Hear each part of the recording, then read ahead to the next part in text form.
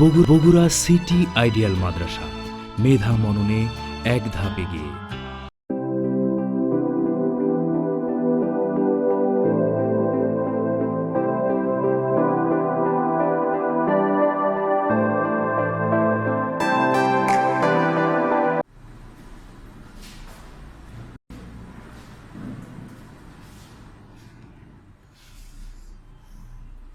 বিসমিল্লাহির রহমানির রহিম। আসসালামু আলাইকুম রহমতুল্লাহ। বিসিএমের ক্লাস 9-এর আমার সুপ্রিয় শিক্ষার্থীবৃন্দ, তোমাদের লেকচার 12-তে স্বাগত জানাচ্ছি। আমরা লেকচার 11-তে দেখেছিলাম যে গতির প্রথম সমীকরণটা কিভাবে আসে। আমরা এই লেকচারে পরের সমীকরণগুলো দেখার চেষ্টা করব। তো দেখো, একটা চলন্ত বস্তুর গতিকে দুইভাবে ব্যাখ্যা করা যায়। একটা হলো, ধরলাম একটা বস্তুর আদিবেগ ছিল ইউ, বস্তুটা শেষ বেগ হচ্ছে ভি। এই একটা অবস্থা, এটা আমরা গত লেকচারগুলোতে আমরা দেখেছি। আবার ওই বস্তুটার প্রতি সেকেন্ডে তার কতটুকু যাচ্ছে এভাবেও বের করা যায়। অর্থাৎ এইটুকু সময় সে এইটুকু গেল, এইটুকু সময় সে এতদূর গেল, এই সময় এতটুকু গেল, আর এই সময় এতটুকু গেল। অর্থাৎ দ্রুতগুলোকে আমরা কি করছি, ভাগ ভাগ করছি। আমরা ধরলাম T1 সময় সে কাছে হচ্ছে S1 পরিমাণ, T2 সময় S2, T3 সময় S3, T4 সময়ে S4। তাহলে একটা বস্তু যখন অনেকগুলো সময় দেওয়া থাকে আর অনেকগুলো দূরত্ব দেওয়া থাকে, তখন এক্ষেত্রে আমরা কি করি, এক্ষেত্রে আমরা গড় বের করি। গড়, আমরা গড় সম্পর্কে তোমাদের সবারই আইডিয়া আছে। যেমন আমার ক্রিকেট খেলা যে রান রেট দেখানো হয়, রান রেট 6.5, রান রেট 5.5 ইত্যাদি। এর অর্থ কি, প্রতি ওভারে এত করে রান হয়েছে বা রান করতে হবে। এই যে রান রেট, এটা কেমন করে বের করে, মোট রানকে মোট ওভার দিয়ে ভাগ দেওয়া হয়। ধরো রান হয়েছে 318, এটাকে 50 ওভার দিয়ে ভাগ দিলে যে মান হবে সেটাই হচ্ছে গড়। তো এই ধরনের ক্ষেত্রে আমরা কি বের করি, গড় বের করি। তো তাহলে এখানে একটা গড় আমরা চাইলে বের করতে পারবো, এখানে তো অবশ্যই পারছি। তাহলে গড়টা কেমন করে বের হচ্ছে, আমরা যদি প্রথম অবস্থায় দেখি, এখানে গড়টা বের হবে কেমনে, গড় বের করতে কেমন করে, মোট জিনিসকে মোট সংখ্যা দ্বারা ভাগ করলেই গড় বের হয়ে যায়। তাহলে এখানে বেগ কয়টা, প্রথম ক্ষেত্রে বেগ হচ্ছে দুইটা, ইউ আর একটা হলো ভি। তাহলে ইউ প্লাস ভি, তাহলে কত দিয়ে আমরা ভাগ করবো, কিন্তু 2 দিয়ে। ইউ আর ভি ভাগ হচ্ছে 2, যেহেতু বেগ দুইটা 2 দিয়ে ভাগ, এটা হচ্ছে গড় বেগ। আমরা বলতে পারি এটা হচ্ছে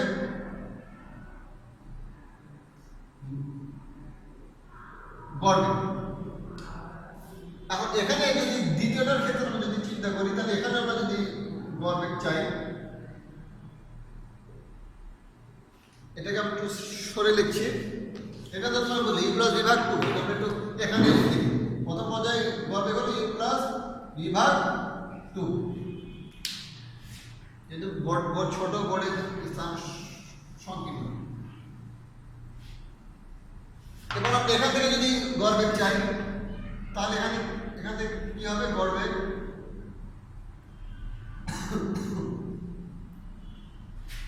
তাহলে মোট দূরত্ব ভাগ মোট সময়, তাহলে S1 যোগ S2 যোগ S3 যোগ S4, আরো যদি থাকে তো আরো, ভাগ T1 যোগ T2 যোগ T3 যোগ T4।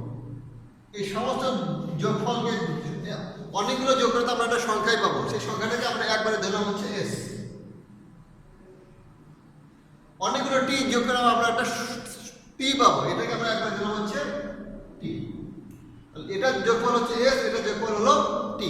এটাই হলো গড় বেগ। তাহলে খেয়াল করো, এখানে গড় বেগ হলো এটা, আর এইভাবে দিলে গড় বেগ হলো এটা, মান কিন্তু একই হবে। তাহলে এটাও গড় বেগ, এটাও গড় বেগ। তাহলে যেহেতু দুটোই গড় বেগ, কাজে আমরা বলতে পারি দুটোই সমান। এই তো আমাদের মোটামুটি প্রমাণ হয়ে গেছে। তাহলে এটা আমরা লিখে দিচ্ছি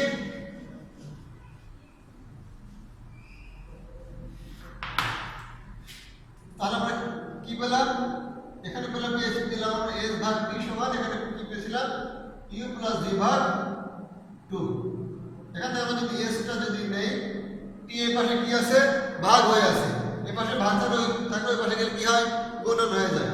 তাহলে ইউ প্লাস ভি ভাগ 2 গুণন টি, এটাই হলো গতির 2 নম্বর সমীকরণ নাম্বার 2। এটা হলো গতির সেকেন্ড সমীকরণ। এর সমান ইউ প্লাস ভি ভাগ 2 গুণন টি। এটাকে অনেকে এইভাবে গুণন দিয়ে না লিখে লেখা হয় হলো এইভাবে।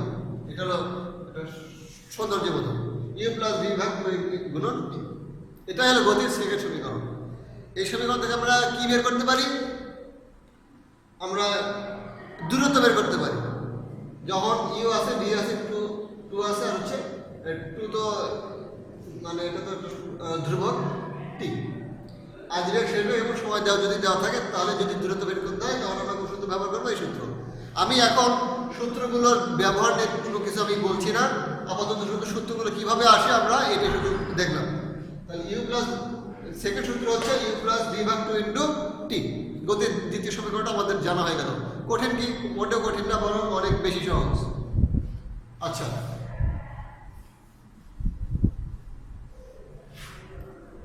এবার আমরা গতির 3 নম্বর সূত্রের দিকে যাওয়ার চেষ্টা করছি।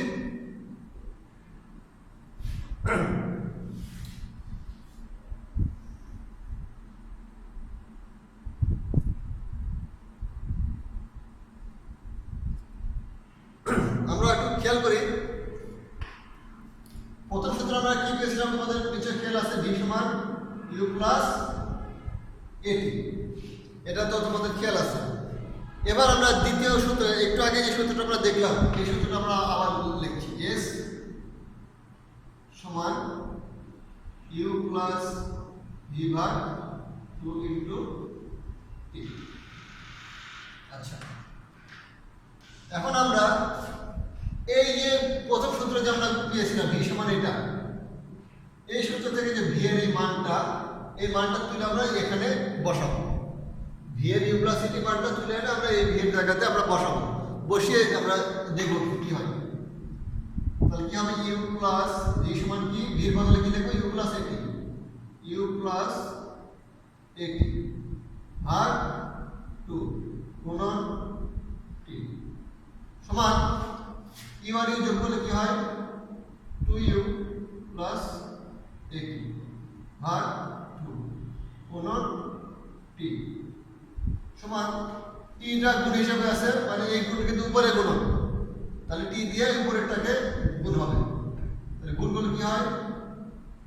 2ut plus a T square ভাগ 2।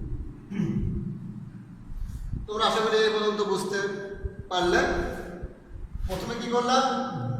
ভির জায়গায় ইউটি বসালাম, ইউ প্লাস এটি বসালাম, এরপরে ইউ আর ইউ যোগ করে 2u পেলাম, তারপরে লাইনে টি দিয়ে গুণ করলাম 2ut প্লাস এটি স্কয়ার ভাগ হচ্ছে। এখন আমার একটা কাজ আছে, সেই কাজটা হলো আমরা এই নিচের 2টাকে আমরা রাখবো না। নিচের 2টাকে যদি রাখতে না চাই তাহলে কি করতে হবে? উপরে একটা 2 দরকার। এখন উপরে 2 আমরা কেমন করে পেতে পারি? পাওয়ার 2 বা সেটি উপরে যদি আমরা একটা 2 কমন নিই,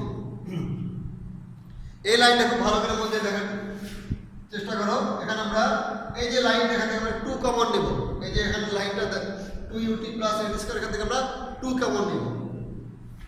2 যদি কমন নেই তাহলে কি থাকবে? এখানে থাকবে আমাদের ut প্লাস, এখানে একটা কথাতে স্যার 2 কিভাবে আমরা কমন নিলাম? 2 তো এখানে নেই। কমন তো সেটা নেওয়া যায় যেটা 2 জায়গাতে থাকে। হ্যাঁ, কথাটা ঠিক, কিন্তু এটা আসলে একটা মানে গণিত একটা নিয়ম হলো একটা জিনিসের ভিতর থেকে আরেকটা ইজিলি কমন নেওয়া যায়। যদি নেওয়া হয় তাহলে ওই জিনিসটা ওখানে উল্টে যায়। কেমন করে? দেখো, এখানে যদি 2 নেই, কিন্তু আমি যদি 2 কমন নেই, এখানে পাওয়া যাবে হলো হাফ a স্কয়ার ভাগ হচ্ছে নিচে কি আছে 2। এই জিনিসটা দেখার বোঝার চেষ্টা করো। কমন অর্থ কি? কমন অর্থ হলো আমরা যদি এটাকে গুণ করে দেই তাহলে কিন্তু আমার আগের জিনিসটাই পাওয়া যায়, এটাই হলো কমন। যেমন আমি যদি একটা রাশি থেকে ধরো এ এক্স প্লাস শুধু বলি এ এক্স প্লাস এ ওয়াই, এখান থেকে আমি যদি এ কমন নেই তাহলে কি থাকে? X plus Y. আবার এটাকে যদি আমরা গুণ করে দিই তাহলে এক্স প্লাস এ ওয়াই, অর্থাৎ এটাকে গুণ করলে আমার আগেরটাই পাওয়া যাবে। এটাই তো কমন কথা। কমন নেওয়ার জিনিসটাকে গুণ করে দিলে আমার আগের জিনিসটাই পাওয়া যায়। এবার এখানে খেয়াল করো, এইভাবে এখানে খেয়াল করো যে কি ছিল? প্রথমে ছিল 2ut প্লাস a স্কোয়ার, আমি কমন নিয়েছি হলো 2, থাকলো হলো ut প্লাস এখানে হাফ a স্কোয়ার। এখন দেখো তো আমি যদি 2 দিয়ে এটাকে আবার গুণ করে দিই তাহলে কি আমার আগেটাই হয় কিনা? 2 দিয়ে যদি ইউটিকে গুণ করি কি পাবো? 2ut প্লাস আবার 2 দিয়ে যদি এটাকে গুণ করি তাহলে 2 গুণন হাফ a স্কোয়ার, তাহলে কি হয়? হাফ হাফ কিন্তু কেটে দেয়, কি থাকে? a স্কোয়ার, আগেটাই কিন্তু থাকে। অর্থাৎ এই জিনিসটা যাদের জানা ছিল না তারা এখন থেকে জেনে নেবে একটা জিনিস যদি কমন নেই সেটা সংখ্যা হোক বা কোনো অক্ষর হোক, ওই জিনিসটা কি হয়? ওই দিকে উল্টে যায়, অর্থাৎ ওয়ানের নিচে সংখ্যাটা চলে আসে। এটা নিয়মটা কি? নিয়ম হলো আবার যদি গুণ করে দেয় তাহলে ওটা কেটে যায়, আবার যেটা ছিল সেটাই পাওয়া যায়। এই হলো নিয়ম। তোমরা এই নিয়মটা একটু খাতা কলম নিয়ে একাধিকবার কয়েকবার দেখবে তাহলে জিনিসটা বুঝে ফেলবে আসে। তাহলে এখন দেখো যেহেতু আমরা 2 কমন নিয়েছি, এখন কিন্তু এই 2টার সঙ্গে গুণ হিসেবে আসছে, তাহলে গুণ হিসাবে যখন আসে তখন কিন্তু আমরা এই 2 আর 2 কি করতে পারি? কেটে দিতে পারি। তাহলে এই 2 আর এই 2 হচ্ছে কেটে গেল। আসলে ভাবে কাটা ঠিক না, 2 দিয়ে 2 কে 2 দিয়ে ভাগ হয়ে গেল, আমরা আমরা আপাতত আমরা কেটে দিলাম। তাহলে কেটে দিলে আর কিছু কি থাকতেছে? না, থাকতেছে না। তাহলে ফাইনাল আমরা কি পেলাম? ফাইনাল আমরা পেলাম হচ্ছে ut plus half a square. তাহলে ফাইনাল আমরা পেলাম s সমান, আমরা এখানে লিখি s সমান ut plus half a square. এইটাই হলো গতির 3 নম্বর সমীকরণ। অত্যন্ত ইম্পর্টেন্ট একটা সমীকরণ, যেটা সৃজনশীল অঙ্ক করতে গিয়ে এই সমীকরণটা প্রচুর ব্যবহার আছে। তো তোমাদের কিন্তু অনেক সময় এই মানে সূত্রগুলো কিভাবে হলো সেই প্রমাণটা কিন্তু তোমাদের আসে। এই প্রমাণটা এখানে দেখা গেল এর সমান ut plus half a square. তাহলে 3 নম্বর সূত্রটা প্রমাণ হয়ে গেল।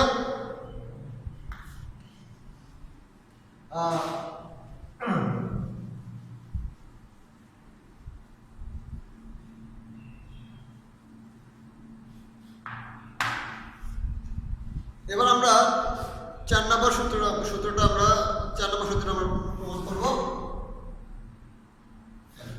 আমরা আবার যে প্রথম সূত্রটাই নেই, v সমান u প্লাস at। তাহলে একটা সূত্র থেকে কিন্তু একটা সূত্র কিন্তু বের হয়ে আসছে, v সমান u প্লাস at। এখন আমরা উভয় পক্ষে স্কয়ার করব, উভয় পক্ষে হোল স্কয়ার করব, তাহলে v স্কয়ার সমান এখানেও তাই আমরা স্কয়ার করলাম, তাহলে কি হবে? a plus b whole square সূত্র, তাহলে a square plus 2 into a into b plus b square, বা b স্কয়ার সমান a স্কয়ার প্লাস গুণ করে দেই 2 u a t plus a square t square, square করে দিলে হয় স্কয়ার t স্কয়ার, বা b স্কয়ার সমান a স্কয়ার প্লাস এই যে পুরো যে রাশিটা আছে 2u a t plus a square, এখান থেকে আমরা 2a কমন নেব। কি কমন নেব? 2a, 2 আর a কমন নেব। 2a কেন কমন নেব? কারণ 2a কমন নিলে একটা বিশেষ ব্যাপার ঘটবে। সেই ব্যাপারটা কি? 2a যদি কমন নেই তাহলে দেখো কি থাকছে? 2 আর a তো কমন নিয়ে নিলাম, তাহলে এখানে থাকে হলো ut, ইউ থাকতেছে আর টি থাকতেছে, তাহলে থাকলো হলো ut প্লাস এই যে আবারও দেখো এখানে কিন্তু যে সমীকরণটি একটু আগে দেখালাম এখানে 2 আছে কি 2 নেই, তাহলে কি হয়ে যাবে এখানে হাফ হয়ে যাবে, হাফ a নিয়েছি একটা, তাহলে a থাকে আর একটা টি স্কয়ার এ থাকছে। তাহলে দেখো ইউটি, তাহলে যে বিশেষ ব্যাপারটা হলো সেটা কি, দেখো ব্র্যাকেটের মধ্যে কি হয়ে গেল ইউটি প্লাস হাফ এ স্কয়ার।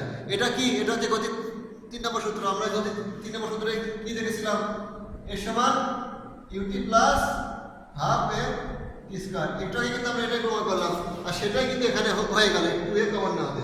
কাজে এই পুরোটার বদলে আমরা কি লিখতে পারি, এটা বদলে আমরা লিখতে পারি হচ্ছে এস, তাহলে বা বি স্কয়ার সমান এ স্কয়ার প্লাস 2a, আর এটার বদলে লিখতে পারি আমরা এস।